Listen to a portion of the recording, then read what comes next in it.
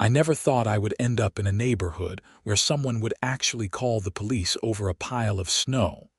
But here I was, standing in my driveway in Burlington, Vermont, watching a squad car pull up to my house on a frigid Tuesday morning in February. My name is Frank Holloway, and I had moved into this quiet subdivision called Maple Ridge Estates about 8 months ago. The house was perfect, a beautiful colonial with 4 bedrooms, a finished basement, and a backyard that bordered a small patch of woods. What I didn't realize when I signed the closing papers was that the Homeowners Association would become the bane of my existence, specifically because of one woman named Karen Rutherford. Karen was the HOA president, a position she had apparently held for the past 6 years with an iron fist and a measuring tape. She was in her late 40s, always dressed like she was about to attend a business meeting even when she was just checking mailboxes. And she had this way of pursing her lips that made you feel like you had disappointed your grandmother. Her blonde hair was always styled in the same bob cut, and she drove a white Lexus SUV that she parked precisely in the center of her driveway every single day. The trouble started in January when we got hit with a massive snowstorm. Vermont winters were no joke, and this particular storm dumped nearly 3 feet of snow on us over 2 days. Being a practical guy who grew up in northern Maine, I knew how to handle snow. I had a good snowblower, a sturdy shovel, and the common sense to clear my driveway and walkways as soon as the storm passed. The problem was where to put all that snow. My driveway was about 50 feet long, and clearing it meant I had to pile the snow somewhere. The logical place was along the right side of my property, near the property line that separated my lot from Karen's. I made sure to keep the pile entirely on my property, a good 2 feet from the actual boundary line. I had checked the survey when I bought the house, and I knew exactly where my property ended. The snow pile was substantial, I will admit that. It was probably 8 feet tall and stretched along about 30 feet of the property line. But it was February in Vermont, and everyone had snow piles. That was just part of living here. My neighbors across the street had a similar pile. The Johnsons next door had an even bigger one in their backyard. It was completely normal, apparently not to Karen. The first complaint came via email on a Thursday evening, 3 days after I had cleared the snow.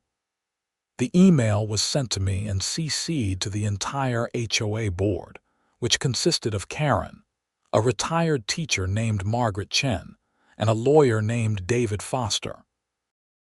"Dear Mr. Holloway," the email began, in that passive-aggressive tone that Karen had perfected.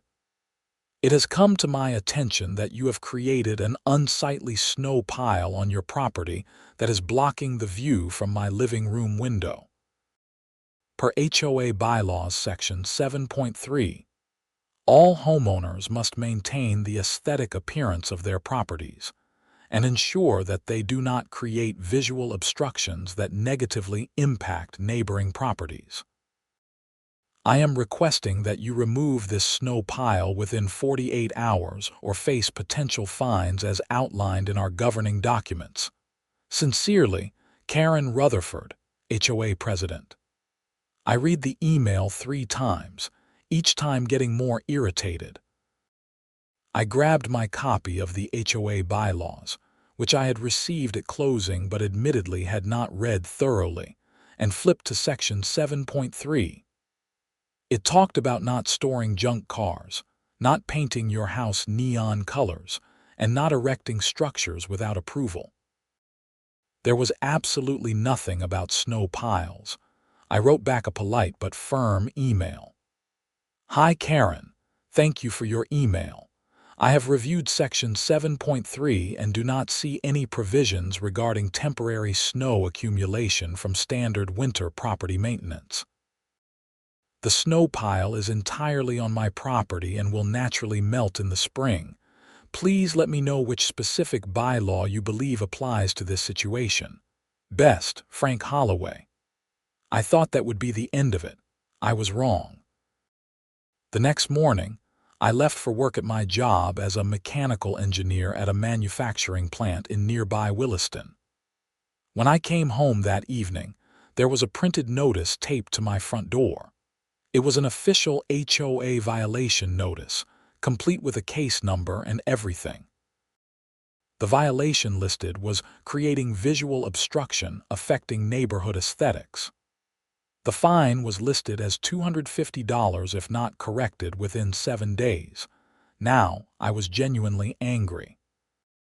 I had been polite.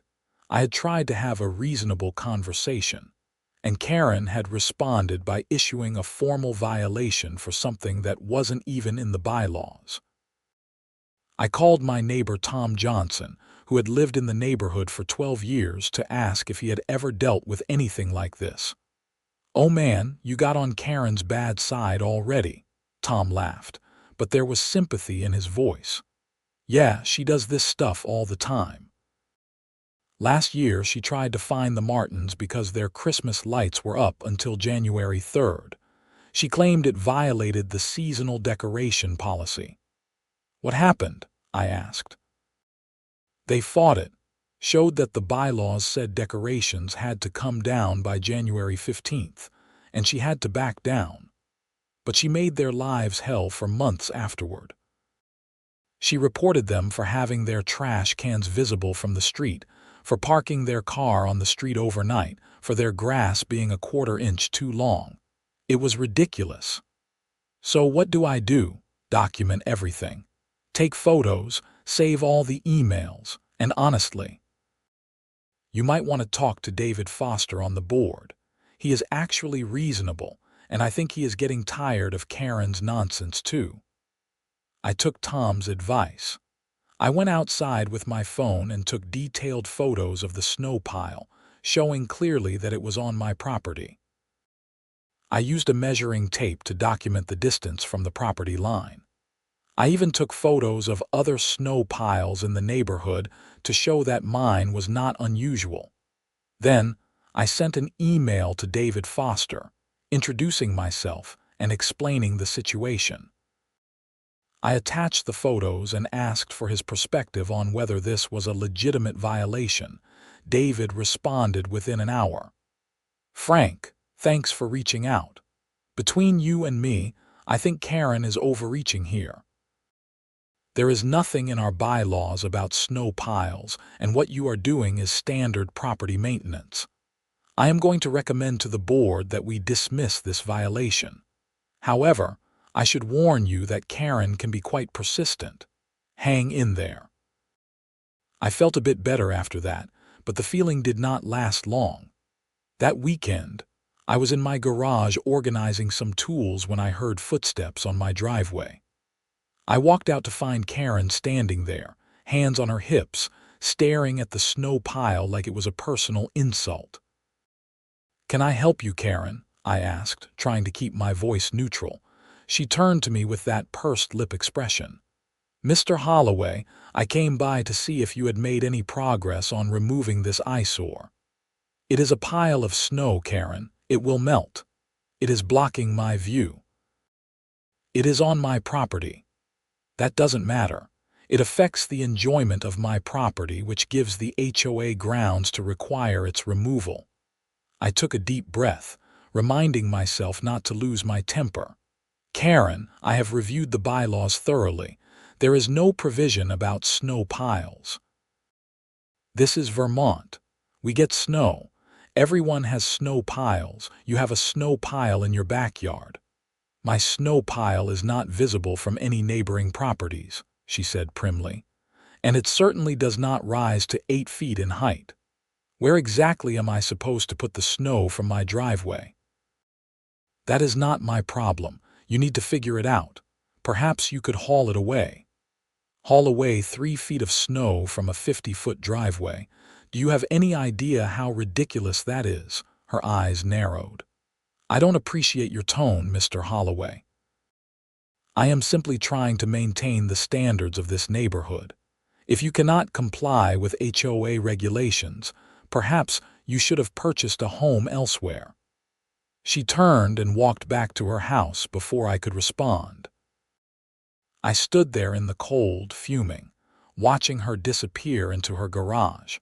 The following week, I received an email from David Foster informing me that the HOA board had voted on my violation. The vote was 2-1 to dismiss it. Karen had voted to uphold the fine, but David and Margaret had voted against it. The violation was removed from my record, and I would not have to pay the fine. I thought that was the end of it. Again, I was wrong. Karen seemed to take the board's decision as a personal defeat, and she became determined to find some legitimate way to cite me. Over the next 2 weeks, I received 3 more violation notices. One claimed my trash cans were visible from the street, even though I had brought them in within the required time frame. Another said my mailbox post needed repainting, even though it looked exactly like everyone else's mailbox post. The third claimed I was parking my work truck on the street overnight, which I had done exactly once when my garage was too full to fit it. Each time, I documented everything, responded with photos and timestamps, and copied David Foster. Each time, the violation was dismissed. But it was exhausting, and I was spending way too much mental energy dealing with Karen's harassment. Then came the incident that led to the police being called. In mid-February, we got another significant snowstorm. This one dropped about 18 inches over a day and a half. I waited for the snow to stop, then spent 3 hours clearing my driveway, sidewalk, and walkway. Once again, I piled the snow on the right side of my property, adding to the existing pile. The new snow brought the pile up to about 9.5 feet tall. It was big, I won't deny it. But it was still entirely on my property, and it was the only practical place to put the snow. I finished clearing the snow around 8 in the evening, went inside, took a hot shower, and made myself dinner. I was settled on the couch watching a hockey game when my phone rang. It was Tom Johnson. "Frank, you might want to look outside," he said. "Karen is standing in her driveway staring at your snow pile and taking pictures. She looks pretty angry." I groaned. "Of course she is. Thanks for the heads up, Tom." I didn't go outside. I was tired, it was cold, and I was not in the mood to have another argument with Karen. I figured she would take her pictures, maybe send another email that would get dismissed by the board, and that would be that. I woke up the next morning to get ready for work. It was Tuesday, February 18th, and I had an early meeting at the plant. I was in the kitchen making coffee when I heard a car pull up outside. I glanced out the window and saw a Burlington Police Department cruiser parking in front of my house. My first thought was that something bad had happened. Maybe there had been a crime in the neighborhood, or maybe the officer was going door to door about something. I opened the front door and stepped out onto the porch as the officer got out of his car. He was a middle-aged guy, probably in his early 50s, with graying hair and a mustache. His name tag read Officer Brennan. He looked tired and not particularly happy to be there. "Good morning," I said. "Is everything okay? Are you Frank Holloway?" he asked. "Yes, that's me." "I received a call about a property dispute. A neighbor claims you have created a hazardous obstruction on your property." I blinked. "A hazardous obstruction? Are you talking about the snow pile?" He nodded slowly. "Yes, sir. Your neighbor called 911 this morning claiming that your snow pile is blocking her view and creating a safety hazard." She called 911, emergency services, over a snow pile, Officer Brennan sighed. "Yes, sir. Look, I will be honest with you. This is not the kind of call any of us want to respond to, but when someone calls 911, we have to follow up." "This is insane," I said, but I tried to keep my frustration directed at the situation, not at the officer. Let me show you the snow pile. We walked around to the side of my house where the pile sat. Officer Brennan looked at it, then looked at the property line, then looked back at Karen's house. "So your neighbor called because this is blocking her view?" he asked. "That's what she has been claiming, yes. She is the HOA president, and she has been trying to get me to remove it for weeks." "Is this on your property?" "Yes, completely.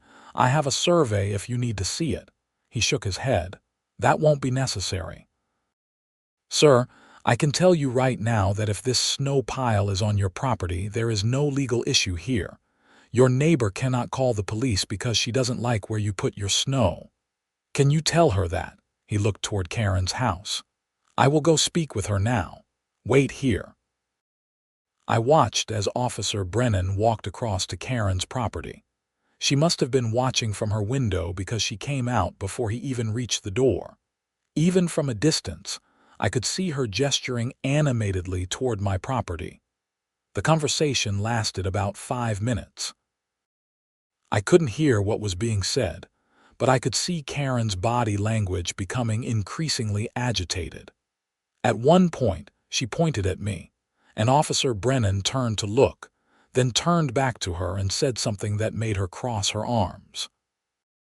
Finally, Officer Brennan walked back to my property. Karen stood on her porch, glaring at both of us. "Mr. Holloway, I have explained to your neighbor that this is a civil matter, not a criminal one. The snow pile is on your property, which means you have every right to have it there. I have also explained that calling 911 for non-emergency disputes is inappropriate, and that continued misuse of emergency services could result in charges." "Thank you, officer," I said, relieved. "My advice: document everything. If she continues to harass you, you may want to consider filing for a restraining order or consulting with an attorney. But from a law enforcement perspective, you have done nothing wrong." After Officer Brennan left, I went back inside, finished getting ready for work, and headed to the plant. But I couldn't focus on my work. I was angry, embarrassed, and frustrated. Karen had actually called 911 over a snow pile. She had wasted police resources and tried to get me in legal trouble over standard winter maintenance. When I got home that evening, there was an email waiting for me. It was from Karen, sent to me and the entire HOA board. "Dear Mr. Holloway and board members, I felt it necessary to contact law enforcement this morning regarding the dangerous obstruction Mr. Holloway has created on his property." While the responding officer stated this was a civil matter, I maintain that this snow pile represents a violation of our community standards and affects the safety and enjoyment of surrounding properties. I am calling for an emergency board meeting to discuss Mr. Holloway's continued refusal to comply with HOA requests and to consider more substantial enforcement measures. Karen Rutherford, HOA President. I was stunned by the audacity. She had called 911, been told by a police officer that I had done nothing wrong, and was now trying to spin it as if she had been right all along. I wrote a response, copying the board. "Karen, I am deeply concerned that you called emergency services over a civil dispute that had already been addressed by the board. Officer Brennan made it clear that the snow pile is on my property and is not a legal violation. I am formally requesting that the board take action to prevent further harassment. This is the 7th complaint you have filed against me in 8 weeks, all of which have been dismissed. This pattern of behavior is affecting my ability to peacefully enjoy my property." David Foster responded within the hour. "I agree with Frank. We need to have a board meeting, but not to discuss his snow pile. We need to discuss appropriate boundaries for board member conduct. I am calling for a meeting this Thursday at 7 p.m. at the community center. All board members are required to attend, and Frank, I would like you to attend as well. Thursday evening, I arrived at the Maple Ridge Community Center at 6:55. It was a small building that the HOA maintained for neighborhood events. David and Margaret were already there, setting up chairs around a table. Karen arrived precisely at 7, carrying a leather folio and wearing a navy blue suit. David called the meeting to order. "Thank you all for coming. Before we begin, I want to state clearly that this meeting is being recorded and minutes will be taken. Karen, you called for a meeting to discuss enforcement measures against Frank. However, Margaret and I believe we need to discuss the pattern of complaints that have been filed against him." Karen's face tightened. "The complaints are valid. Mr. Holloway has repeatedly violated community standards." "Which complaints?" Margaret asked. She was a soft-spoken woman in her 60s, but there was steel in her voice. "The snow pile complaint that wasn't in the bylaws. The trash can complaint that was factually incorrect. The mailbox complaint that was dismissed. Or perhaps the parking complaint that was based on a single overnight incident." "He is not respecting the authority of the HOA," Karen insisted. "No," David said firmly. "He is not respecting your personal preferences. There is a difference. Karen, you called 911 over a snow pile. Do you understand how serious that is? You wasted police resources on a personal vendetta." "It was not a vendetta. I genuinely believed it was a safety issue." "The officer told you it wasn't," I said, speaking up for the first time. "And yet you sent an email afterwards still claiming it was dangerous." Karen turned to me. "You have been a disruptive presence in this neighborhood since you arrived, Mr. Holloway. You do not respect the rules, you do not respect the community, and you certainly do not respect the HOA. I respect rules when they actually exist and are applied fairly," I said. "What I don't respect is being harassed because you don't like where I put my snow." "Enough," David said. "Karen, Margaret and I have discussed this at length. We are voting to issue you a formal censure for abuse of authority. If you continue to file frivolous complaints against any homeowner, we will call for a vote to remove you from the board." Karen stood up abruptly. "You cannot do that." "Yes, we can," Margaret said quietly. "I have been on this board for 4 years, Karen. I have watched you bully homeowners, file endless petty complaints, and create a hostile environment. This ends now." "I am the president of this HOA," Karen said, her voice rising. "You are a volunteer elected by the neighborhood," David corrected. "And if the neighborhood loses confidence in your leadership, you can be removed. We are giving you one warning. Drop the vendetta against Frank and any other homeowner you have been targeting, or we will start the removal process." Karen grabbed her folio and stormed out of the community center without another word. The door slammed behind her. I sat there, processing what had just happened. "Thank you," I said to David and Margaret. "I really appreciate you standing up for me." "We should have done it sooner," Margaret said. "I am sorry you have had to deal with this, Frank. Karen has been a problem for years, but most people just comply with her demands to avoid conflict. I think a lot of us were guilty of enabling her behavior." "What happens now?" I asked. "Now we wait and see if she backs down," David said. "If she doesn't, we will start the process to remove her from the board. It requires a vote by the homeowners, but based on conversations I have had, I think we would have the support." I drove home that night feeling better than I had in weeks. Maybe Karen would back down. Maybe this would finally be over. I should have known better. The next morning, I woke up to find that someone had spray-painted "eyesore" in large red letters across my snow pile. The paint had soaked into the snow, making the message clearly visible. I immediately called the police and filed a vandalism report. A different officer came out, took photos, and wrote up a report. When he asked if I had any idea who might have done it, I told him about the ongoing dispute with Karen. "You have any proof it was her?" the officer asked. No, I admitted, but she is the only person who has had a problem with the snow pile. Without proof, there is not much we can do, but I will include your suspicion in the report. I recommend you set up security cameras if you don't have them already. I took his advice. That afternoon, I went to a local electronics store and bought 2 outdoor security cameras. I installed one pointing at my driveway and snow pile, and another covering the front of my house. Both cameras had night vision and motion detection, and they recorded to a cloud storage service. I also sent an email to David and Margaret, attaching photos of the vandalism and explaining what had happened. David responded that they would be addressing it with Karen, though without proof. There was not much they could do officially. The weekend passed without incident. The snow pile, now decorated with red spray paint, sat there as a bizarre monument to suburban pettiness. I tried to ignore it and focus on normal life.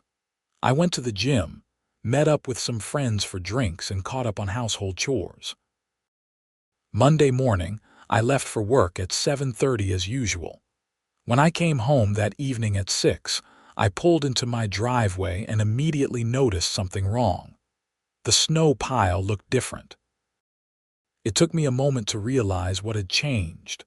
Someone had shoveled a significant amount of snow from the top of the pile, spreading it across my driveway. My heart pounding, I parked in the street and got out to investigate. Not only had someone disturbed the snow pile, but they had also scattered snow across my walkway and front steps. It was a clear act of sabotage, making it look like I hadn't cleared my property. I pulled out my phone and checked the security camera footage. The motion detection had captured everything.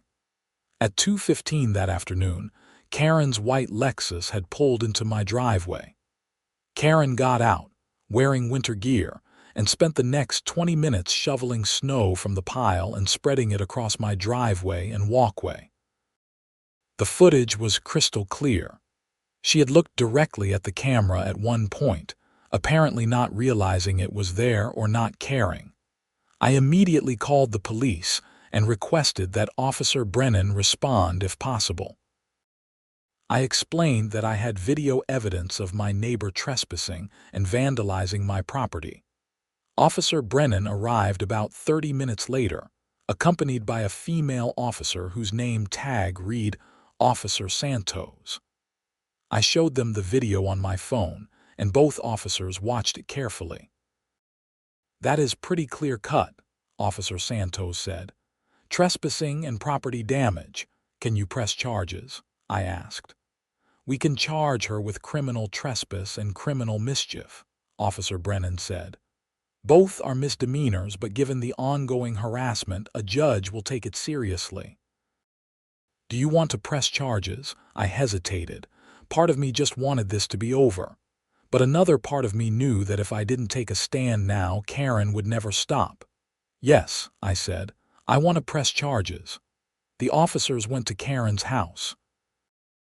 I stayed on my property, watching from my porch.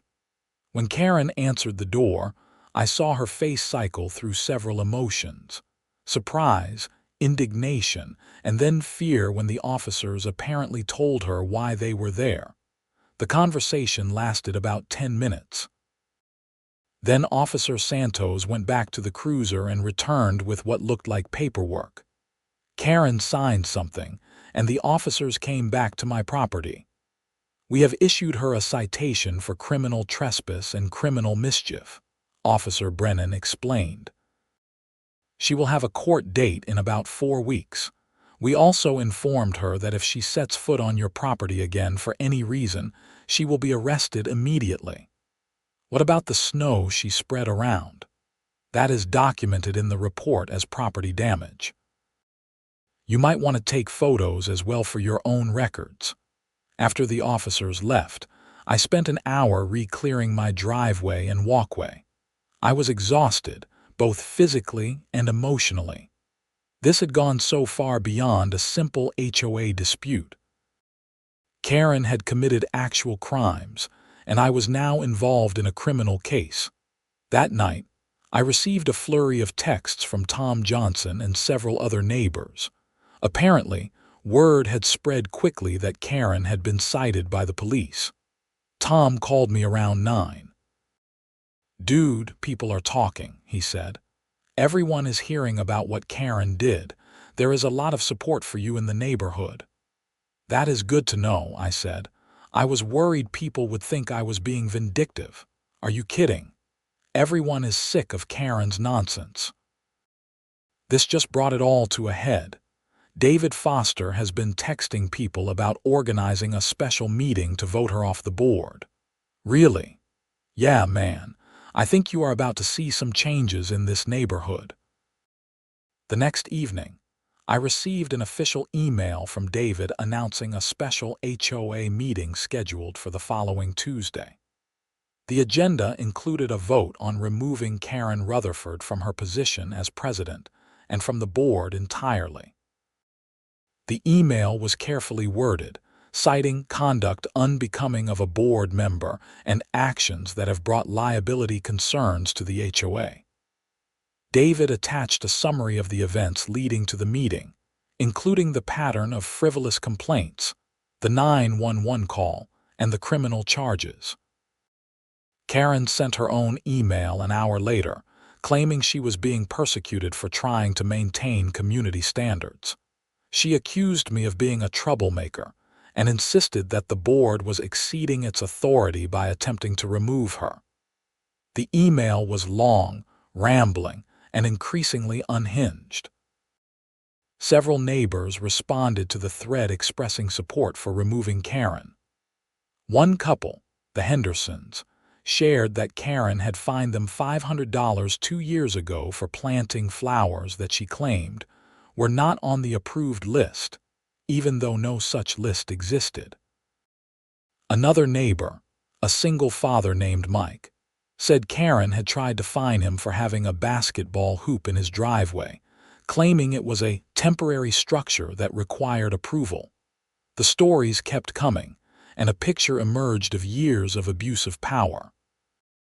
Karen had been bullying homeowners for her entire tenure as president, and people had been too intimidated or too tired to fight back. The special meeting was held at the community center on Tuesday evening. I arrived early and was shocked to see the parking lot nearly full. Apparently, the drama had drawn significant attention from the neighborhood. Inside, folding chairs had been set up in rows, and nearly 60 people had shown up. David and Margaret sat at a table at the front. Karen sat alone on the side, her face tight and pale. David called the meeting to order at 7 p.m. sharp. "Thank you all for coming. As you know from the meeting notice, we are here to vote on removing Karen Rutherford from the HOA board. Before we vote, I want to give Karen an opportunity to speak, followed by any homeowners who wish to comment." Karen stood up, clutching a stack of papers. "I have served this community faithfully for 6 years," she began. "I have worked tirelessly to maintain property values and uphold our standards. What is happening here tonight is a witch hunt orchestrated by a troublemaker who refuses to follow the rules." She went on for about 10 minutes, repeating the same points about community standards and her dedication to the neighborhood. She never once acknowledged the criminal charges or the pattern of harassment. When she finished, David asked if anyone else wanted to speak. About 15 hands went up. One by one, homeowners stood and shared their experiences with Karen. The stories were remarkably similar: frivolous complaints, threats of fines, harassment over minor issues. The Martins talked about the Christmas lights dispute. The Hendersons shared their flower story. Mike described how Karen had measured his basketball hoop with a tape measure and tried to claim it was 6 inches over some imaginary height limit. Then Tom Johnson stood up. "I have lived here for 12 years, he said. "I have watched Karen drive good people out of this neighborhood because they got tired of fighting with her. I have watched her abuse her position and bully anyone who disagrees with her. What she did to Frank is just the latest example. She called 911 over a snow pile. She vandalized his property. She trespassed. That is not someone who should be representing this community." The room erupted in applause. Karen's face had gone from pale to red. She looked like she wanted to say something, but David moved the meeting forward. "We will now vote," David announced. Per our bylaws, removing a board member requires a simple majority vote of attending homeowners. All in favor of removing Karen Rutherford from the board, please raise your hand. I looked around the room. Nearly every hand went up. I counted quickly and estimated at least 50 people voting in favor. All opposed. 3 hands went up, including Karen's own. "The motion passes," David said. "Karen, you are removed from the board effective immediately. Please return all HOA documents and property within 7 days." Karen stood up, her whole body shaking. "This is illegal. I will sue the HOA. I will sue all of you." "You are welcome to consult with an attorney," David said calmly, "but the vote was conducted according to our bylaws and the decision is final." Karen grabbed her papers and stormed out of the community center. The room was silent for a moment, then people started talking all at once. David banged a gavel on the table. "One more item of business. We need to elect a new president. Nominations are open." Several people nominated David, and he was elected unanimously. The meeting adjourned at 8:30, and several neighbors came up to me to express their support and share their relief that Karen was finally gone. Tom clapped me on the shoulder. "You did the neighborhood a favor, man. I know it has been hell for you, but you stood up to her when a lot of us were too tired to fight." "I just wanted to put my snow somewhere," I said, and we both laughed. Over the next few weeks, life slowly returned to normal. The weather started warming up and the snow pile gradually melted. By early March, it was mostly gone, leaving behind some dead grass and a faint red stain from the spray paint. Karen's court date arrived on March 12th. I had to take the day off work to appear as a witness. The courthouse was in downtown Burlington, and I arrived early, nervous about having to testify. The courtroom was small, and there were several other cases scheduled before Karen's. When her case was finally called, she appeared with a lawyer, a sharp-looking woman in her 30s. The prosecutor presented the case efficiently. He showed the video of Karen trespassing and vandalizing my property, and Officer Brennan testified about the 911 call and the pattern of harassment. I testified about the timeline of events and the impact Karen's actions had had on me. Karen's lawyer tried to argue that this was a civil dispute that had been blown out of proportion. She claimed Karen had been trying to protect community standards and that any trespassing was a misunderstanding. The judge, a stern-looking man in his 60s named Judge Morrison, was not impressed. "Miss Rutherford, the video evidence is quite clear. You entered Mr. Holloway's property without permission and deliberately damaged his property.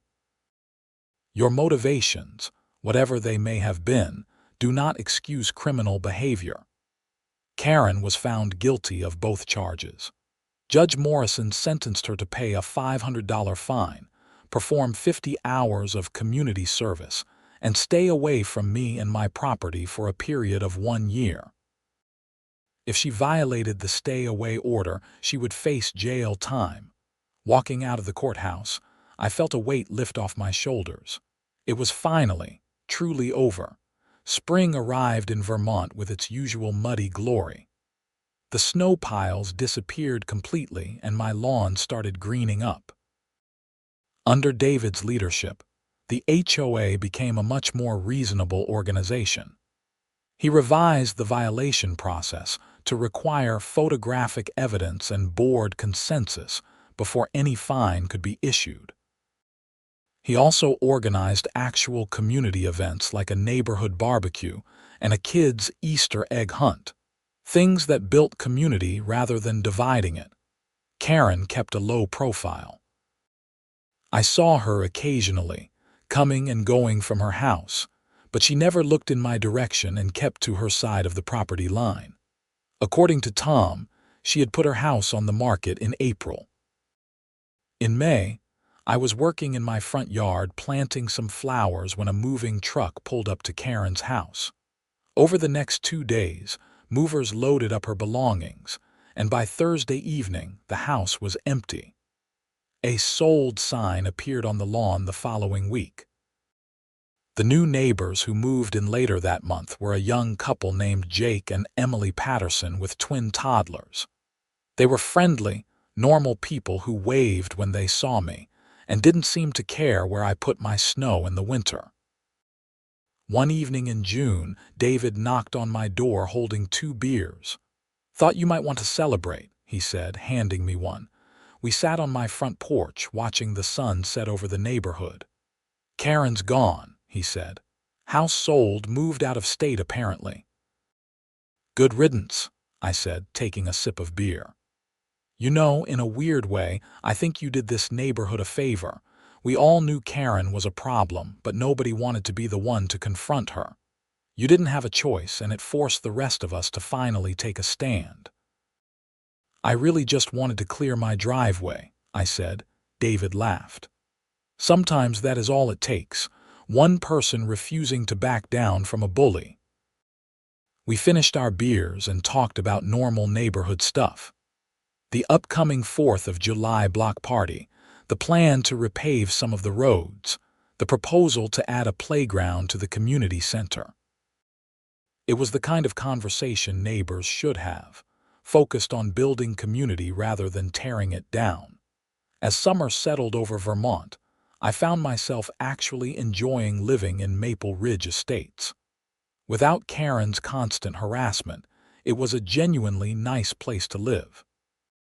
The neighbors were friendly, the location was convenient, and my house was everything I had hoped it would be when I bought it.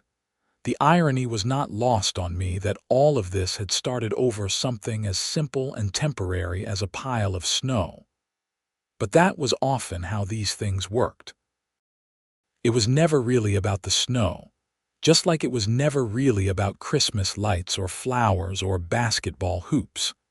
It was about power and control, and what happened when someone finally said no. I thought about all the homeowners Karen had bullied over the years, all the people who had either given in to her demands or moved away to escape her harassment. I thought about how close I had come to just removing the snow pile to avoid conflict, even though I knew I was in the right. Standing up to her had been exhausting and stressful, but it had been worth it. Not just for me, but for the whole neighborhood. Sometimes the right thing to do was also the hardest thing to do. One Saturday morning in July, I was washing my car in the driveway when Emily Patterson walked over with her twins. "Hi, Frank," she said. "I just wanted to thank you." "Thank me? For what?" "For dealing with the previous owner. We almost didn't buy the house because of her. She came over while we were touring and tried to tell us all these rules about the neighborhood. She was so intense and off-putting, but our realtor told us she was being removed from the HOA and that you were the reason why." I smiled. "I just didn't want to move my snow pile." "Well, whatever the reason, we appreciate it.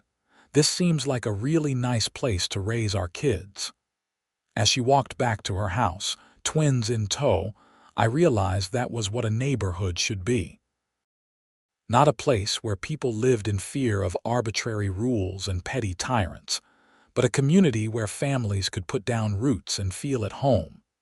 That winter, when the first big snowstorm hit in January, I cleared my driveway and piled the snow in the same spot along my property line. The pile grew to about 7 feet tall by February, and nobody said a word about it. Because it was just snow, doing what snow does in Vermont, and there were no Karens around to turn it into a federal case. I saw Officer Brennan at a coffee shop one morning that winter. He recognized me and came over to say hello. "How is everything going in your neighborhood?" he asked. "Much better," I said. "The HOA is actually reasonable now," he chuckled. "Good to hear. You know, that call about your snow pile was one of the most ridiculous things I have responded to in 20 years on the force. I am glad it worked out." "Me too. Thanks for handling it professionally. Just doing my job." Although I will admit, it was satisfying to tell someone that their complaint was nonsense. Looking back on everything that had happened, I realized how easily it could have gone differently. If I had not documented everything, if I had not had reasonable board members like David and Margaret, if I had not installed those security cameras, Karen might have gotten away with her harassment. She might have bullied me into submission like she had done to so many others. But I had stood my ground, and that had made all the difference. Not just for me, but for an entire neighborhood that had been suffering under her reign for years. The crazy thing was that she had brought it all on herself. If she had just let the snow pile be, if she had accepted the board's initial decision to dismiss the violation, none of the rest would have happened. But she couldn't let it go. Her need to control and dominate had ultimately destroyed her position in the community and forced her to move away. There was probably a lesson in there about picking your battles and knowing when to back down. But I suspected Karen would never learn it.